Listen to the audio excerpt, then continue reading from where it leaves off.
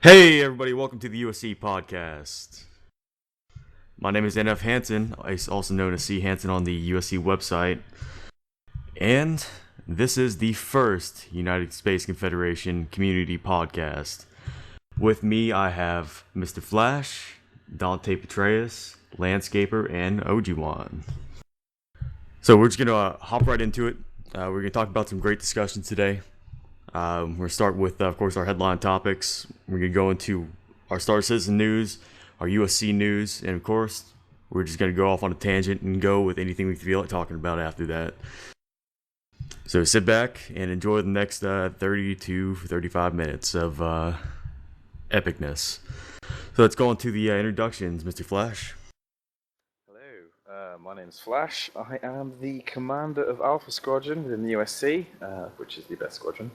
I'm 23 years old, I think, yes. And yeah, that's me. Hello Cool. everyone, my name's Petraeus, and I'm currently do training for Alpha Squadron, and I'm the mere age of 16. Landscaper. Yes, hey, thanks. My name is Landscaper. I represent the interstellar commerce here in the United Space Confederation. My age, can we just skip that part? Go for it, dude. No, I didn't tell y'all say your ages or anything. Just say whatever the hell you feel like it. Oh, phew, copy that. Well, I'm excited to be here, and thanks for the invite. Ogiwan, you want to say anything? Sure. I am Ogie, or, Dave is my real person name. I am 29, I'm a member of Omega Squadron, and I am also the liaison to the training command for the development of doctrine and training practices for the Defense Force. Cool. And like I said, I'm NF Hanson. I'm going to be your community podcast host for today and from now on. And nothing you can say will ever change that. I'm currently in the Defense Force, probably about to switch over to the Expeditionary Corps because that's where Oni is. Anyway, so yeah, let's hop right into it. So, what do you guys think about the DFM module, which is the dogfighting module that CIG released at PAX East? It's gonna be awesome. That's my official opinion. But yeah, it looks like some really good stuff. I thought it went. I thought it went very well because compared to what could have happened, it went very well. Because a lot of stuff went wrong when they actually showed it off, but the actual community response was overall pretty good. I thought. If you look on the forums, generally people were pretty happy with it. I just actually thought it was gonna be a lot more flame than it actually was in the end. So I think it was good in the end. Go ahead, Landscaper. Hey, thanks. I was just going to say that, yeah, I think that it went as well as it could have, given the apparent crashes. But even the crowd there, I think they were pretty good overall, and the helmet was just awesome. And it's just those nice little subtle touches that I was looking at when I was viewing the DFM. That and the way it just looked spectacular up there on the screen, and I'm very anxious to get my hands on it. Yeah, like most people, I agree. The dogfighting module looked all sorts of awesome, and it definitely could have gone a lot worse. I think that somewhere on the internet there's a clip of Bill Gates demoing one of the earlier versions of Windows on global TV and getting a blue screen of death. So it totally could have gone worse. With that said, yeah, a lot of people were absolutely accepting of it. But then there's always that vocal minority that is just frothing with rage at any tiny bad thing. But by and large, the DFM is looking awesome, and I can't wait to get my hands on it as well. Well, if you look at the press response, it's pretty much unanimous among the press that it was a good show off. The press were pretty much universally pleased with it. In fact, I only saw one article that was at all negative of it, and that was just saying that it's not going to be the game you're going to play. So Was that the Times article or something else?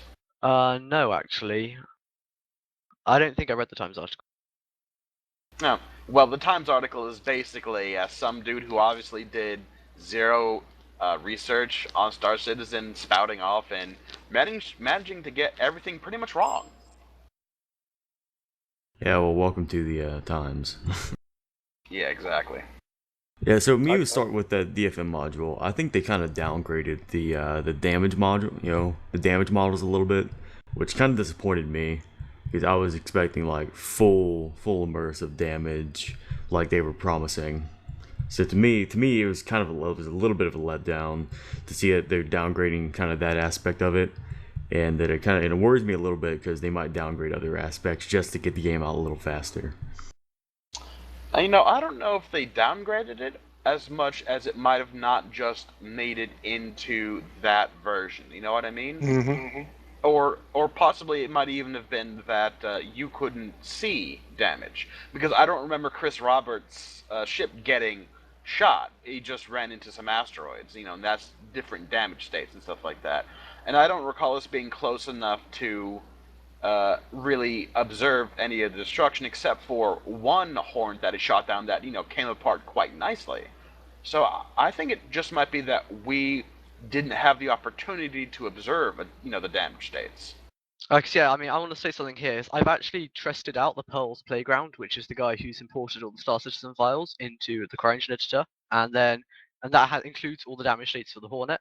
And they've actually got it set up so there's a turret with a Hornet there, and you can shoot the Hornet, and the damage states are pretty good from what I was testing there. So I mean, if you shoot a wing, the wing comes off. If you shoot the tail comes off. So it does look like the damage is represented to where you apply it to the Hornet, and you can see there are lots of states of damage, and it does look really good when the ships get blown apart. Because I've actually been playing around with that a bit.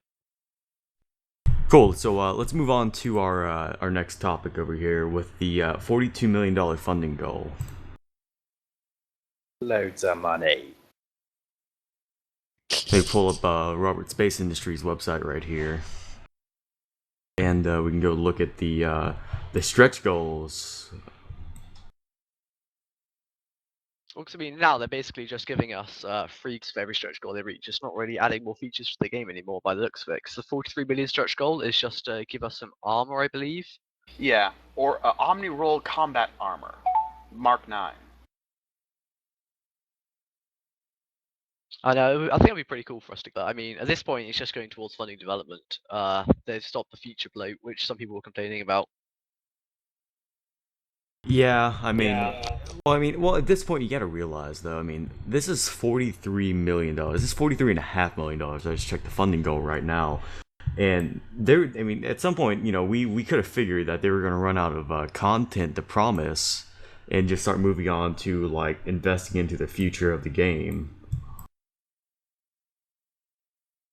Anyway, so moving on to the $42 million stretch goal. So we get an updated Observer's guide. No, that's really not that big of a deal. We get an Explorer class Moby class rig. Not exactly sure what that is, but of course you can always read this on the Robert Space Industries website. I'm just running down the list. We get the Gladius, which is an additional fighter for Squadron 42, and of course everybody gets a towel. Are we all excited? Are we all excited for that fucking towel? The towel has damage state. They've programmed damage states for the towel. Lovely. Oh yeah, I think I have seen that. The question is why it wasn't in the original game. That's my question. Why was it not in the original game? Well, it took them you cannot explore the galaxy without a towel. It's just common sense, really. Well, it took them $42 million to make the towel, dude. You didn't know that? Fucking R&D, dude. It has 42 million different damage states.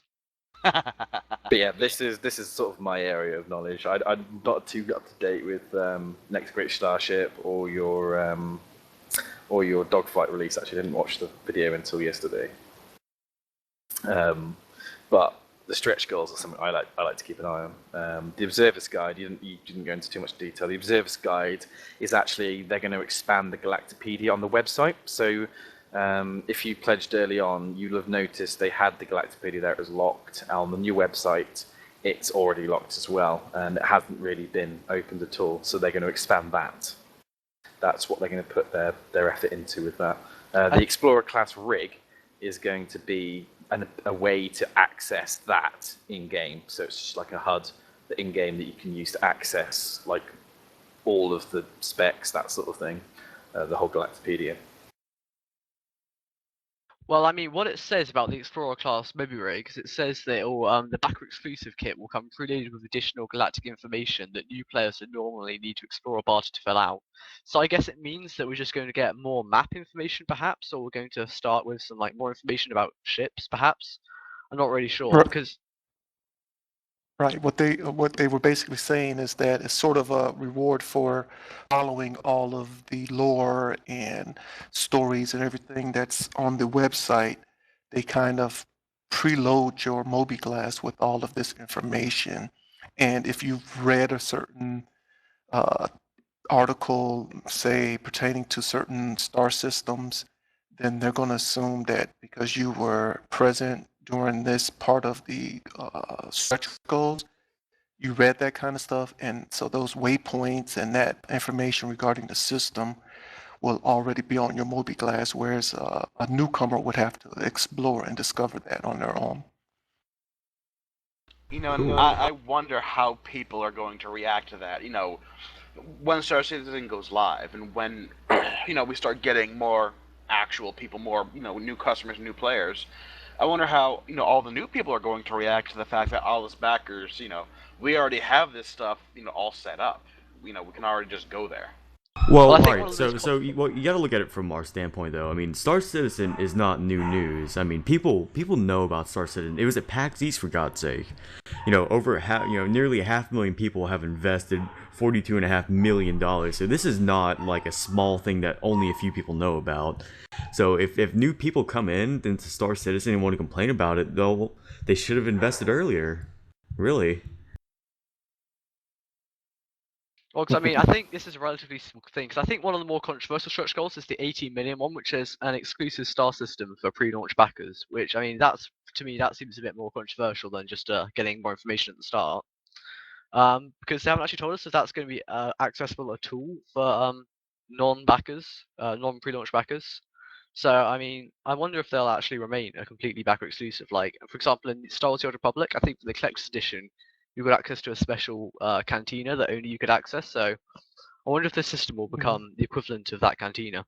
What you had though with Star Wars: The Old Republic is you could buy that access in game. People were trading it around like anything. I think for some people actually managed to buy it. Some people I knew actually bought access to that. The thing you've got to remember with Star Citizen is there is no publisher essentially, so they're not bound to make as much money as they can. You can see easily they don't need things like that to make money. They've got the backing of the community already, so it gives them that bit more freedom. That's what I really like about the game. All right, so let's kind of truck along here, so I can get to the $43 million and $44 million stretch goals, which really aren't that impressive. But you get the Omni World combat armor, which I guess is some sort of marine armor. Pretty simple. Then of course stellar cartography, which I'm assuming is some sort of map making ability. I think it's actually a run for everyone gets a free run for the hangar, which they get to see a map of the universe in. Whereas normally you'd have to buy it. I mean, again, these are just like sort of icing rewards for backers, so they're just giving you stuff now. The extra money is just going towards development. These are things which I think are going to be in the game anyway, but they're just adding these to packers as sort of a Brucey bonus. Devious. Man, I'm just looking back at the 2 million up there stretch goal. I remember when we hit that, I was so happy. I watched the live stream actually. Yeah, I remember watching the live stream of it, and they were just so happy. They were sat in this little office, in their original office, which was tiny, and they were just so happy, and everyone was like, "Yay, Star Citizen!" That's kind of interesting.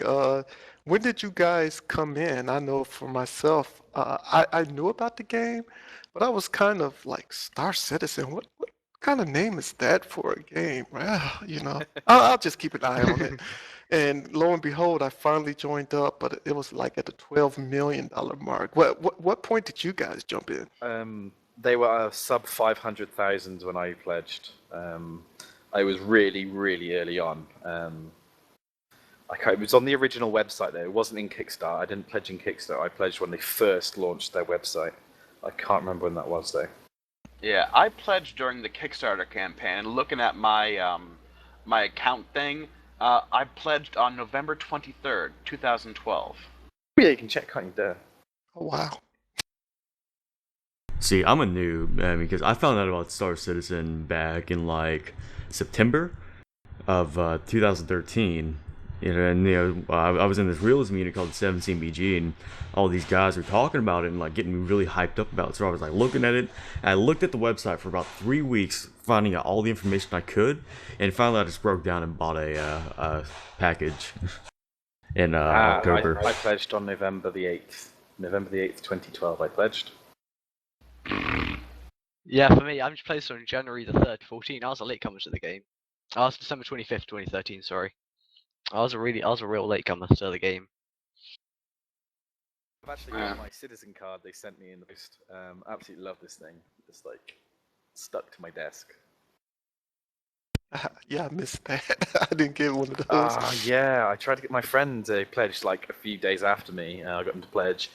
He didn't fill out the form in time to get his citizen card. So he was gutted. But yeah, I filled it out as soon as I got the email. I was like, right, filling out now because I've got a T-shirt as well. I've got the Cal is my wingman T-shirt as well. You know, I have to say the T-shirts that they had when it was like the Squadron 42 and the Star Citizen Citizenship Must Be Earned T-shirts. Both of those T-shirts were awesome looking, and I regret that I didn't have enough money to order them when I could, because I would so order them. That's everyone's problem. Money. Yeah, that's the problem I had, because I found out the game in October 2013, didn't have the money until Christmas, so I mean, it was annoying. Because if I found the game earlier, I might have had the money to pledge earlier, but as it stands, I had to wait, which means I missed out on LTI, etc. But I'm not that bothered about LTI. That's a really controversial thing, LTI, isn't it? It's been the subject of so much discussion. I'm really not that bothered by it, because I mean, I have 6 months of insurance on my Avenger, and for that to run down, I literally need to be flying my ship for 6 months in game, because it doesn't tick down when you're not playing the game. So, I mean, as far as I'm concerned, I basically have LTI on my Avenger. Until I steal it. Oh yeah, now I just get a new one. Yeah, because it's insurance. Yeah, that's the whole point of insurance. You steal it, I get a new one. Whatever. They'll steal that one too. Oh, see. I never really understood what the insurance was until now, so thank you for explaining that. Yeah, it's they've really thought it out, to be fair, and I like because they're planning on dealing with things that would normally be dealt with sort of by game admins as sort of in game instead. So like if you abuse your insurance, instead of just instantly getting warned or kicked or whatever, or banned for a temp ban, you'd face repercussions within the game, which is something I think would be a really good idea. Yeah, I think they're talking about maybe having like ultra high insurance premiums if they find like you're guilty of fraud, or just banning you from insurance. Like the insurance companies are just saying, no, we're not going to give you insurance now, which is a pretty good way to get around it and a good incentive to stop people playing without actually banning them. Mm-hmm. Yeah, that's it. Fucking insurance fraud in Star Citizen. I'm done. Yeah, that's literally what they're on about. Insurance fraud's going to be a crime in Star Citizen. It's something you could do. I mean, if you're going to leave the game for a while, then I can imagine people doing that before they go said, okay, just insurance fraud all my ships if they're going to quit. Like, because that is something you could do if you're not going to come back to the game. Well, see, that's also something I can imagine, like corps, corporations in Star Citizen who want to be like mafia type of things, and people get into debt with them. People get into debt with them, be like, all right, well, you gotta blow up your ship for the insurance money, or you're gonna break your fucking knees. The big issue of insurance fraud is if a friend steals your ship and then you claim insurance, so you keep the ship but you get the insurance money. That's where the big issue is for insurance fraud. Because even if your ship gets stolen, you still can claim insurance on it. But standard hull insurance and LTI only covers the ship hull and not cargo or the weapons mounted on the ship or any upgrades you apply to the ship. Yeah, so upgrades. You need to buy separate insurance for weapons and cargo, or upgrades and cargo. All right, So just to move on. All right, first off, I want to remind everybody. Thank you for tuning in right now. You can leave us feedback on our Twitter feed, which is at Lyoko222, which is LYOKO222, or on the live stream chats, which I'll be checking periodically for feedback and questions, whatnot. Once we get to our general discussion topics, I'll start answering any questions that our citizens or listeners may have. So let's move on to the alpha slot fact that was released on the Star Citizen website at Robert Space Industries. It's got a lot of really helpful information about people who have questions, like a lot of questions about their alpha slot and what it entails and what the alpha is and whatnot. And if I could post in the chat, I would link all of you guys, but I seem to not have that ability in the TeamSpeak. But I kind of just read over it, and it answers questions like what are the alpha slots? How is the number of alpha slots generated? Do you need the alpha slot to play the DFM? Can I still play without the alpha slot? So people who don't have alpha access can they can still go and buy access to the DFM module and whatnot. It's got a lot of really helpful things, and it actually addresses some issues about the beta slots as well. So that's something to check out. We'll put that in the link dump. And of course you guys can view the podcast later on YouTube if you feel like it, and that's where the link dump's gonna be. So let's move right along after that, which is the next great starship. This is like every gamer's like Grammys or Oscars picks. So how many of you guys have actually been keeping up with it? I follow the Starship pretty religiously. I watch them as they come out, so. Same. I thought that this last episode, though, especially from a technical standpoint, was by far one of the best episodes. Would you guys agree? Yeah. The quality of the work that's coming out of these pieces is outstanding. I could see a lot of community developed shit ending up in the game when we get to launch. Right. I think CR even alluded to that a bit in one of the Skype conversations he was having. He was like, wow. Perhaps a couple of these will make it into the game or something like that. I'll have to rewind it and watch it again. But, what's your favorite? Who are you rooting for there?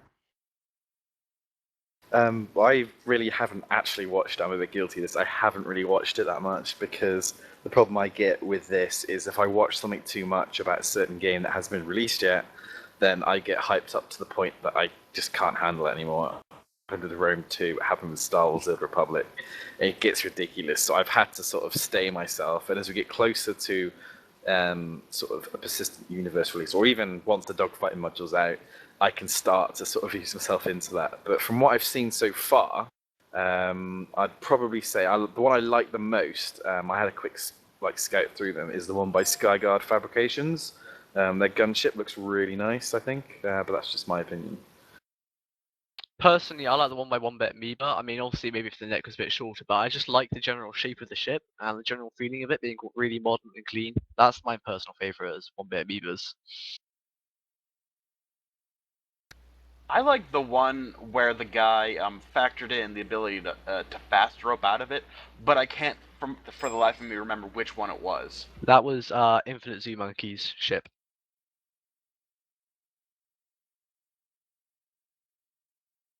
No, Steve, it really impresses me, like how, like just the quality of work that these guys are pushing out.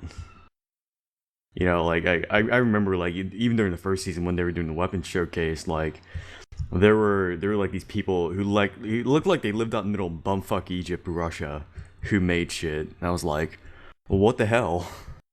There's one dude who lives in Alaska who, made some awesome stuff, if memory serves.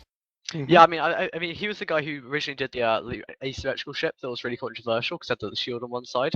But his updated ship design looks really cool, actually. And it's something I'll be interested in seeing when they finally air his progress video next week or the week after. See, I really hope all these guys get jobs at CIG. Just saying. Yeah. Talon is the one that I'm keeping an eye on. He got my vote, I think, during the last round. I don't think he was ever in danger, but I've been kind of rooting for him all along. He had a really unique take on the ship, and his latest model is just, man, it's just beautiful. I put a link of it here in the TeamSpeak. I don't know, maybe you can upload the show notes, update the show notes with that link for everyone, but that's the one I'm rooting for. I mean, that ship, if you look at it from front head on, it looks really, really menacing. It looks like it's just gonna come over there and just beat you up. The front on look of that ship is amazing. My only gripe with it is it looks a bit too bulky and looks too much like a freelancer, and so it looks too cargo-y from any other angle. But from the front, it looks really good.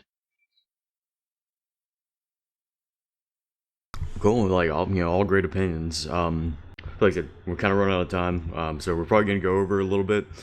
So let's move on to the USC topics, which we should be getting through pretty quickly. The USC the giveaway for that USC Goliath mouse pad. Phase 1 is already concluded. With the few winners getting their tickets into the drawing, and Phase 2 is active right now. I'm not really sure when the deadline is. It was the 18th yesterday, but it was extended till after the Easter holiday from what one of you guys told me. And it's submit, I guess, your favorite or funniest gaming story, no matter how long it is. I still have to do that, actually. I haven't entered my Phase 2. My Phase 1 was pretty naff for everyone else, but it was one of my favourite photos from like me gaming anyway. So for me, it was the best one. But obviously, everyone else just sort of thought, "Oh, okay." What kind of lunacy is this? Who plays games for fun? Funniest moment. You think fucking this is blasphemy Inter up in here. Party, I play games for money. I do wild gold farming, man. Pro Dota. See, that makes me want to do like a marathon live stream. I've actually done one of those before with a friend. It was horrific. Anyway, USC. Let's get back to USC. All right. So that's a giveaway. So for those of you who want to enter in for that drawing for that Goliath mouse pad, looks pretty cool. You can check out the topic on the forums. So next is the possibility of the USC wiki, or building it soon. That was a pretty hot topic on the forums as well. I'm not really sure who is actually in charge of that. I'm assuming someone from HighCom or Wolf. Yeah. Yeah, Wolf's leading up that project. He's revamping the website, actually. He's doing a big revamp. He's doing some more animations and stuff, making it easier for new people to access the forums and easier to read our background story and stuff. And as part of that, he might do he's thinking about doing like a wiki thing for the USC. And so, for example, I'm going to help out doing a section on combat. Yeah, so Cool. we've got Nice. quite a few good things. And like I said, we've got Dante's working on basically the combat Bible, as it were. He's done some really good work for Alpha Squadron as well with our training scenarios. The wiki itself, I looked at doing a wiki for a different community at one point, and it's actually really hard to incorporate one into a website. So we might have to look at doing an external one. Like, you can get those sites where you can make your own wikis, and you see all the other ones there. Wikia, I think it's called. But that might have to be a possibility, and if it is, I think we've got a nice team of people who could really get it moving. I mean, Wolf will be in there. You can have myself, Dante. I'm pretty sure Ogie wants a bit of that. Ogie always wants something to do. But, Yeah. he's like, pick me. But it's not like we don't have the people to not to do it, because we've got a really good team of people who are really active, and it's like a tiny percentage of the USC. I mean, one of the topics going later is the member count we've got, which is over 100. But at the moment, you just see the key active people really online at the moment. Well, I do know we have one of our HighCom guys tuning into the podcast right now. Fucking shout out to Chino. Or Renee. Woot woot. Chino! Hi, Renee. I know, he's probably going to kick me out for saying that. Alright, so let's move on to our next topic, which is the possibility of, not just a possibility, it's pretty much an absolute thing, of the USIC leader. We don't know who it is, or even, who their fucking picks are. I don't even know who, what kind of pool they're picking from other than applications. The only person I know who submitted an application is myself. I know, I'm egotistical. Vote Flash. We all know Flash is going to get it. So why don't we just end it here and just say I'm in charge of everything? Yeah, Because you Fucking sound all like hail Flash. this is a rebellion. the reason, Flash, Down with that High you are Com. the reason that you are not my vote is because you can't count to 10 without taking off your shoes. So what? You said, what? I have 10 fingers. What are you trying to say? Oh, ouch. He's saying Am I you're a stupid disfigured? Brit. Hey! Let's not get started on that, Yank. I will knock your punk ass down. What, you want to fight me IRL, bro? 1v1 me. 1v1 me in When COD, the bro. dogfighting module comes out, we'll settle this like men. Fucking no, dude. I'm not a pilot, dude. I'm intel. Like strictly intel. Oh, yeah. Like That's the second day I joined. No. Like the second day I joined. No, one second day I joined. It was like the day that the admiral got his position. I fucking sent him a message. I was like, look, when you open up Oni, I want to be in it. Like I do not want to be a fucking pilot. Do not make me a fucking pilot. Well, I think Calm down, Hanson. Odie will be piloting because he'll be working solo in a small stealth ship. So No, I get that. But I will not be a fucking pilot for a goddamn squadron or a fucking fleet. Hanson's the dear. owner. Hanson, no nevertheless, friends. Getting back to the topic of the USCIC. I mean, landscaper. I mean, aren't you USCIC or are you a what? Mhm. Then Yeah, oh, do you yeah. have? Then please tell us. No, go ahead. I'm sorry. What's the question? I mean, I was gonna say, if you're in the IC, then you might have a better idea of whom the candidates are, or at least what their duties might be. Oh, okay. No, I don't know. I think that's all in height commands arena. They have a protocol that they follow, and everyone that kind of sends privately. They can either vote for candidates or say, hey, I think this particular member would be good, and here's why. And then, of course, you can submit a message for on your own behalf and explain why. So I really don't know. I mean, I know I sent in something, and I got a couple of nods from some of the members in the community. But I've been setting up the forums. I've been around for a long time in the USC, so I've been setting up the forums and trying to glean as much information as I can from the RSI sites and get everything set up in our forums as best I could. So that's one of the responsibilities I presume would be needed for the head of IC, and also to develop the program and the hierarchy and chain of command and all these kind of things. So I got all these ideas and everything, but once we have a selection of who's going to be the head, then we'll move forward with getting that department set up. And also, we think we're missing a lot of information still because obviously the game isn't released and they're focusing on combat right now. So we're just going to kind of keep it open and loose right now until the game develops more. See, what Landscaper's failing to mention there, and he's being extremely modest, is he said he's got a couple of nods from people. I'm pretty sure, like, everyone's in outcry saying, I'm pretty sure Landscaper is the lead already. I don't know if there are any other candidates, but it's almost 100% vote for Landscaper at the moment. All right, thanks for the support, guys. Yeah. Pricks. I mean, if you look on the USCIC forums, the free sticky thread was created by you. So.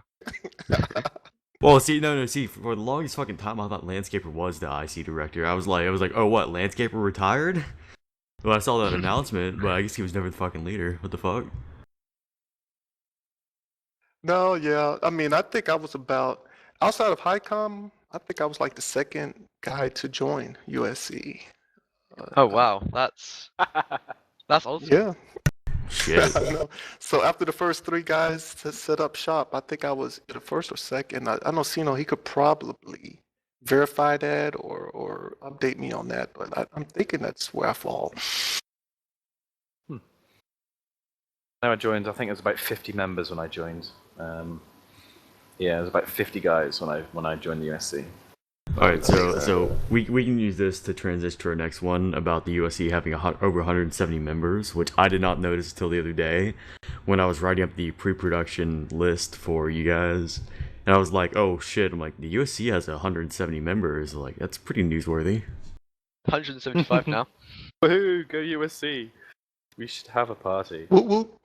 And then only to have someone in here tell me like, yeah, we're still like the smallest corp. I'm like, oh well, I feel like shit now. Let's go fucking join Goonrathy.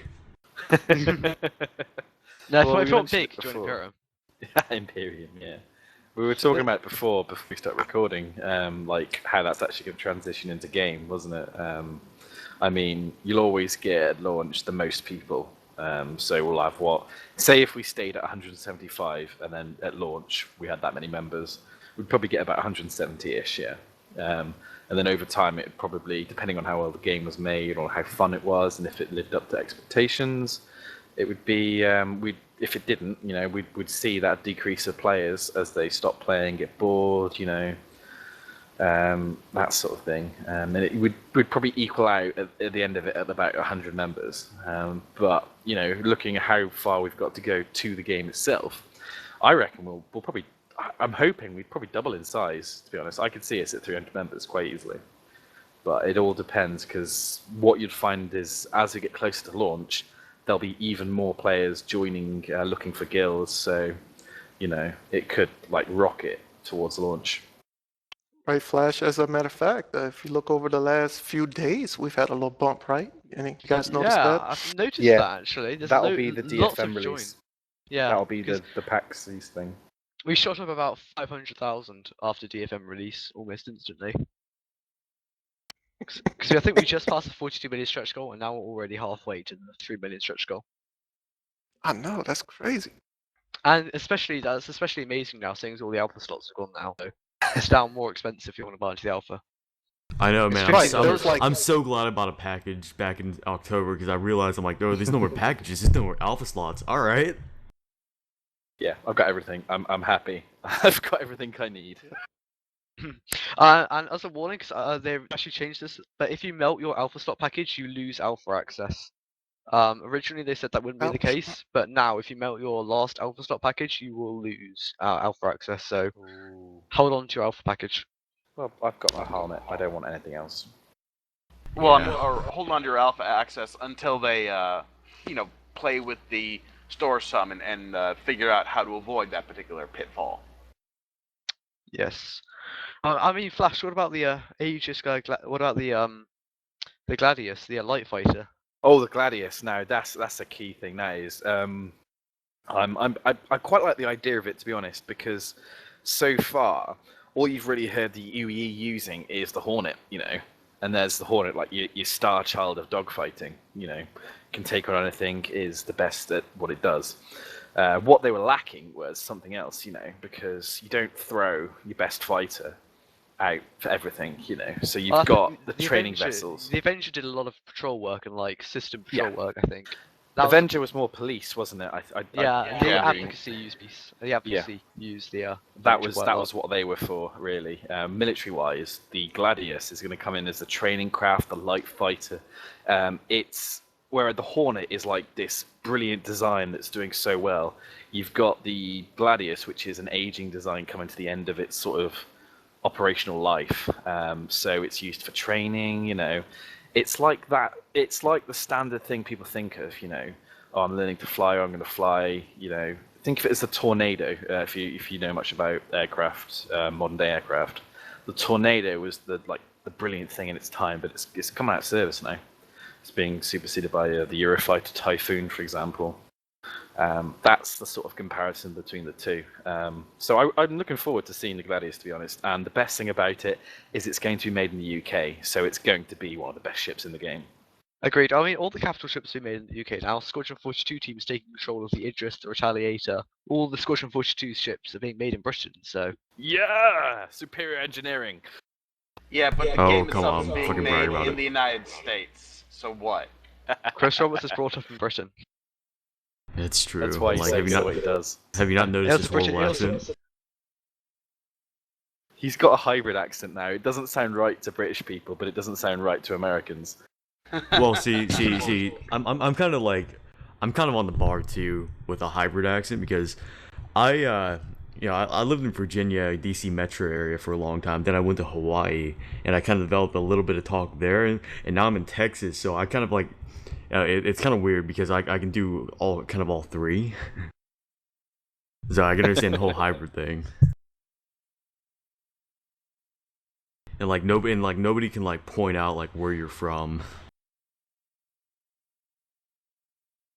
Yeah, I had a class where I learned accents in my undergrad, and as a result of learning accents, I became more sensitive to how I talked. So now I sound very much more crisp than some of the other people up here in New England. And like 8 people so far have asked me if I'm British. Well, you see, New England's not as good as Old England. Just saying. Anyway, I think we're running over time, aren't we? Yeah, we're kind way of over running half out of it. I pretty much forgot to inform everybody is that after we kind of finished with our member thing, we kind of went into general discussion, because it just kind of flowed like that. In the future, in general discussion, you guys can ask questions on Twitter at Leoka222 or on the live feed, the live stream chats, and it's just one of those those points where we just go off on tangents and whatnot. So I think we probably give ourselves another 3 minutes and we'll start closing. Okay, well, there is one thing that I would like to bring up, and it's that both Alpha and Omega Squadron are trying to do group training sessions, generally using games like Arma 3 or PlanetSide 2. And the entire point of those is just to get everybody used to working with each other as a team. And that's something that I think everybody should be aware of, because, one, it builds, USC camaraderie, and two, again, it teaches us how to work as a team, which is essential if you want to fight and win. Yeah, that is a key point. It was something I was going on as well. One of the things, say I've been running the Arma 3 events for the USC basically for the past couple of weeks, and I've been trying to make the missions to sort of relate to the storyline as well. But the key points of it really are the communication between people. So I'm trying to mix up the squads, so not just Alpha Squadron together, that sort of thing. So I mean, Ogie, you've played with quite a few people now, even some guys from their 2nd Battalion, the Parachute Regiment, which is another unit that I sort of brought in to help us out with it. So, like I said, you said you've been having fun with it. What do you think?